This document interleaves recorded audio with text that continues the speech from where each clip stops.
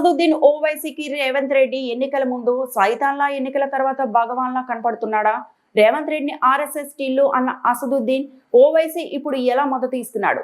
కేసీఆర్ పాలన దేశానికి ఆదర్శనీయమని Asaduddin Owaisi, Akbaruddin Owaisi on record సాక్షిగా అన్నారు. ఇప్పుడు జూబ్లీహిల్స్ అభివృద్ధి చెందలేదని కాంగ్రెస్ పార్టీకి మద్దతు తెలుపుతున్నారు.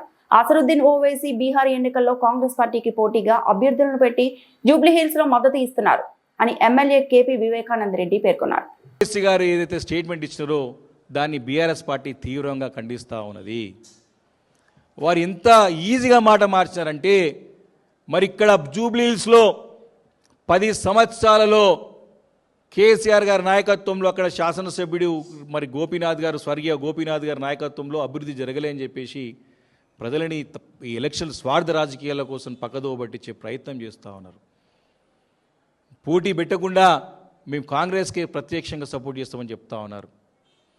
ఇదే ఒక అసదుద్దీన్ ఓవైసీ గారు ఆన్ రికార్డ్, ఇదే ఒక ఎంఐఎం పార్టీ అసెంబ్లీలో ఆన్ రికార్డ్, దేశం మొత్తం కూడా తెలంగాణ నుంచి నేర్చుకోవాలి. పరిపాలన అంటే కేసీఆర్ దగ్గర వచ్చి పాఠాలు నేర్చుకోవాలి. దేశంలో ఉన్నటువంటి ప్రభుత్వాలు కానీ, రాష్ట్రాల్లో ఉన్న ప్రభుత్వాలు కానీ, రాష్ట్రాల్లో ముఖ్యమంత్రులు కానీ ఆదర్శవంతమైన రాష్ట్రంగా కేసీఆర్ గారి నాయకత్వంలో ఉన్నదని చెప్పేసి ఆన్ రికార్డ్ మాట్లాడేటువంటి పరిస్థితులు ఉన్నాయి. మరి ఈ రకంగా ఎందుకు మాట మార్చినారో మరి అసద్ గారు అర్థం కాని పరిస్థితి ఉన్నది ఈరోజు. మరి అక్బర్ గారు, అసద్ గారు ఇద్దరు కూడా చాలా స్పష్టంగా వారు ఇక్కడ బీహార్లోనేమో కాంగ్రెస్కి పోటీ పెడతారు, అక్కడ బీజేపీని గెలిపించే ప్రయత్నం చేస్తారు, ఇక్కడనేమో కాంగ్రెస్ని గెలిపించే ప్రయత్నం చేస్తూ ఉన్నారు. సరే, మీరు మీ సిద్ధాంతం ఏందో మాకు తెలియదు, కానీ మీ ఎంఐఎం పార్టీ సిద్ధాంతం ప్రకారం మీ అనుకున్నటువంటి ఒక ప్రధానటువంటి మీ యొక్క మూల సిద్ధాంతం, మీరు అన్న మాటలు ఇదే ముఖ్యమంత్రి రేవంత్ రెడ్డి గారిని मुसलमानों को नफरत करने वाला आदमी जो गांधी भवन में बैठ रहा है वो मोहन भगवत चला रहे हैं उनको पीछे से అని చెప్పి మాట్లాడినటువంటి అసద్ గారు దీనికి సమానం చెప్పాలి. ఈరోజు मुसलमानों को नफरत करने वाले आदमी जो बैकग्राउंड खुद इनका बीजेपी का आरएसएस का है बैकग्राउंड इनका చాలా స్పష్టంగా చెప్పినాడు.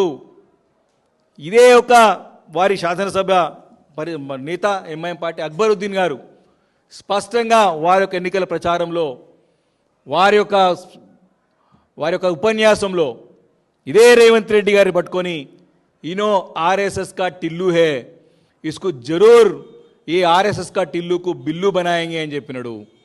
ఈరోజు అడుగుతా ఉన్నా, మీరు ఈ టిల్లుని ఎవరైతే రేవంత్ రెడ్డిని మీరు టిల్లు అన్నారో, ఆయనను బిల్లు చేస్తున్నారో, ఈరోజు మీరు బిల్లులు ఎందుకని చెప్పి ప్రశ్నిస్తూ ఉంది బీఆర్ఎస్ పార్టీ.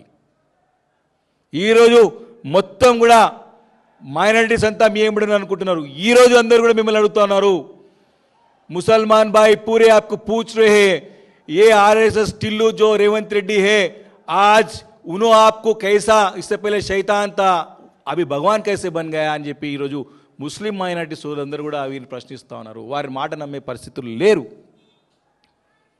ఎన్నికల ముందేమో శైతాన్, ఇప్పుడేమో భగవాన్, ఎట్లా దీని మాట అని ప్రశ్నిస్తూ ఉన్నారు ముస్లిం సోదరులందరూ కూడా. వారు నమ్మే పరిస్థితుల్లో లేరు. కాబట్టి ఈ రకంగా ఈ ప్రజలని అమాయకం చేయాలని చెప్పి చేసే ప్రయత్నాలన్నీ కూడా ఎంఐఎం పార్టీ కూడా మానుకోవాలా. మీరే మీ మాటల ద్వారానే ముసల్మానం కో నఫరత్ కర్నే వాళ్ళ ఆద్మీ జో రేవంత్ రెడ్డి హే ఇన్కు సబక్ సిఖానా అని చెప్పినారు.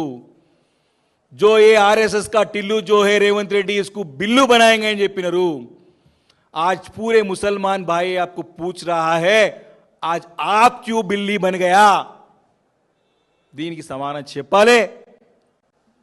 ముస్లిం మైనారిటీ సోదరులందరూ కూడా స్పష్టంగా దీనిపైన రేపు తీర్పు చెప్పబోతున్నారు.